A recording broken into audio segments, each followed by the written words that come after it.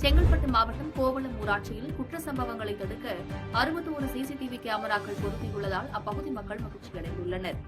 செங்கல்பட்டு மாவட்டம் திருப்போரூர் ஒன்றியம் கோவளம் ஊராட்சியில் மாதா கோவில், கைலாசநாதர் கோவில், புகழ்பெற்ற தர்கா ஆகியவை உள்ளன.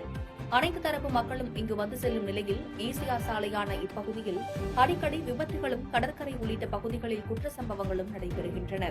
இதனை தடுக்க கோவளம் பகுதியைச் சேர்ந்த எஸ்டிஎஸ் பவுண்டேஷன் நிறுவனர் சுந்தர் என்பவர் முடிவு செய்து போலீசாரின் ஆலோசனையுடன் ரூபாய் 25.63 லட்சம் மதிப்பில் ஈசிஆர் சாலை முதல் கோவளம், கேளம்பாக்கம் சந்திப்பு சாலை, குன்றுக்காடு சந்திப்பு உள்ளிட்ட முக்கிய தெருக்களில் 61 நவீன கண்காணிப்பு கேமராக்கள் பொருத்தியுள்ளனர். இந்த கேமரா பொருத்தும் பணி நடந்து கொண்டிருக்கும் போதே பணி முடிந்த கடற்கரை பகுதியில் மீன் திருட்டு, பைக் திருட்டு போன்ற சம்பவங்கள் கண்டுபிடிக்கப்பட்டது.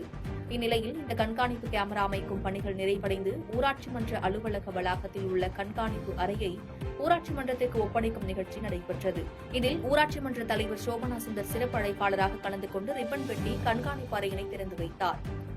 அங்கு 24 மணி நேரமும் ஊராட்சியில் நடைபெறும் பணிகள் அனைத்தும் கண்காணிக்கப்பட்டு வருகிறது.